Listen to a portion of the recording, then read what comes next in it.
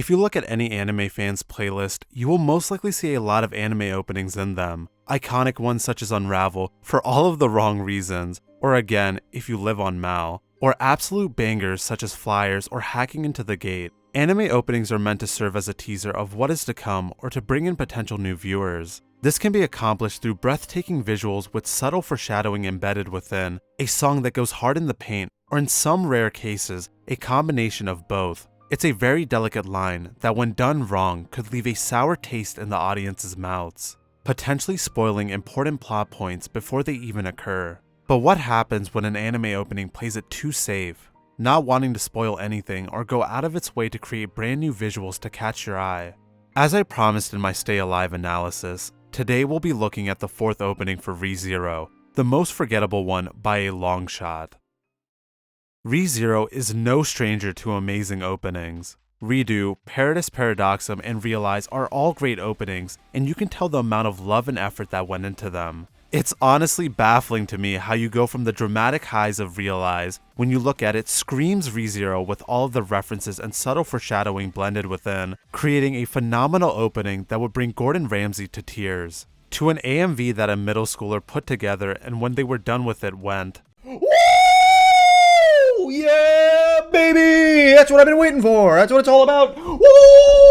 And boldly posted it to YouTube back in the early 2000s. I could probably put this opening together and premiere myself. Like, Kadokawa is a $2 billion company, and you're telling me that they couldn't afford to make a better anime opening than this? The first 20 seconds of this opening come off as very lazy and cheaply made. Why, you ask? It's because there's no new visuals, just a montage of clips that happened in the second part of Season 2. The clips have been shrunken down, had the opacity lowered, moving vertically and horizontally, and on top of all of this is a VHS glitch effect that takes 2 seconds to make. Visually, this is not appealing. Having more effects doesn't mean it's better. Sometimes less is more. A perfect example is Stay Alive, which is well paced and fits the mood the song is trying to portray.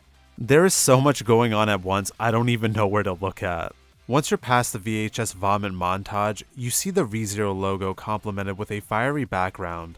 This isn't offensive by any means, but it overstays its welcome. This shot lasts for a whole 6 seconds. This is not edited. It feels rushed, and White Fox was like, oh shit, we need to meet our quota of 1 minute and 30 seconds opening. You may be thinking, but Realize also has the title last for 6 seconds and you love that opening? You are right, but there's a vast difference here. Visually, the title screen is complemented by Echidna letting go of an entire storm of butterflies. To this day, it still blows me away with how amazing this shot is. Not to mention the foreshadowing of Echidna's role in this arc, and the butterfly effects caused by her past actions, which have a major effect on the events of the main story. Going back to Longshot, what does this shot tell you? If I'm being charitable, the only thing this shot foreshadows is the Roswell mansion being burned down at the end of the season. It's very shallow and nowhere near as deep as the Realize intro shot. After the intro green screen, we see 2 shots of the sanctuary, which were totally not ripped from the anime, and we are greeted with Amelia standing in a blizzard.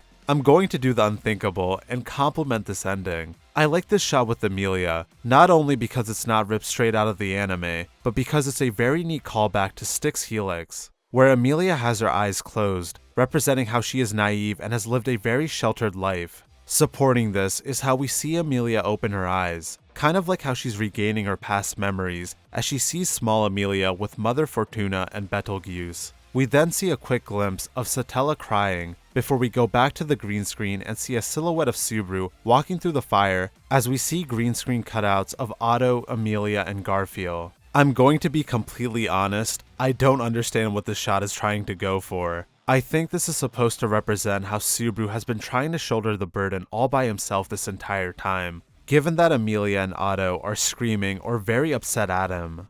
If so, I'm very confused on why a green screen cutout of Garfield declaring he will become a barrier is just thrown in here. It just feels like he was randomly placed here. This is what I mean by how this reminds me of some first time AMV a kid made. There are just a lot of effects and things that might look cool, but there's no direction and it feels all over the place. The next scene is alright in my opinion. All 3 characters are directly linked to one another. Echidna and Beatrice have a mother and daughter relationship.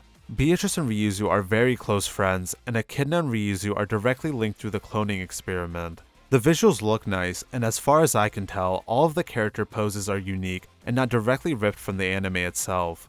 We then transition to a scene that I think is pretty good. We zoom into Beatrice's crying eye and we see that person Subaru walking through what seems to be the door to the Forbidden Library, before cutting to Beatrice's gospel flipping through its empty pages. Nothing much to dissect here, just nice foreshadowing and a good transition overall. Unfortunately, we can't have nice things in this opening all the time, as we are greeted with more of the green screen cutouts from the anime, and the animation team discovering opacity and VHS glitch effects for the first time. After round 2 of the VHS vomit montage, we see small Amelia running before slowly turning to face the camera with blood splattered all over her face, before we see Puck disappear in front of all of us as Amelia's pendant cracks. It's nothing crazy, but I appreciate the nice foreshadowing of how tragic Amelia's past is, and the moment where small Amelia snaps. Following that scene is easily my favorite in the opening. We see Subaru, Amelia, Rom, and Beatrice's eyes, and you can see someone reflected inside of them.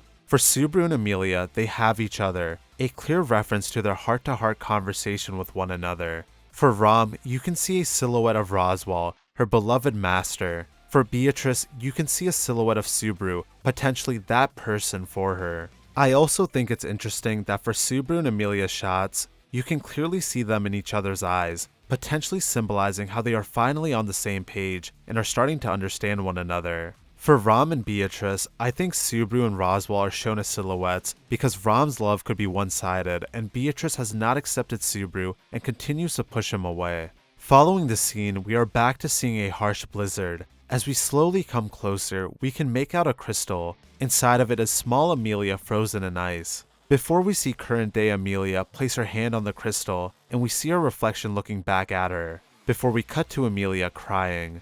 I really like this scene, as it's foreshadowing how we'll see why Amelia was sealed in ice for 100 years. I also like the reference to Amelia seeing her reflection for the first time, as Puck had forbidden her to look at mirrors as a part of their contract. It's also foreshadowing how Amelia saw her reflection for the first time in the second trial. We then see a montage of Subaru reaching out to Beatrice as the mansion burns down, Rom fighting Roswaal, Garfield fighting Elsa, and the Great Rabbit surrounding the sanctuary. Nothing impressive here really, just more shots ripped straight from the anime. We then see a pink explosion before seeing Subaru and Beatrice holding hands, not really foreshadowing, but giving away that they'll make a contract with one another. I don't know how I feel about this. I feel like they already hinted at this during the shot where you see Subaru's silhouette in Beatrice's eye, but this is just blatantly spoiling it. Following that, we see Amelia holding her hands before she opens her eyes and smiles, as the song says,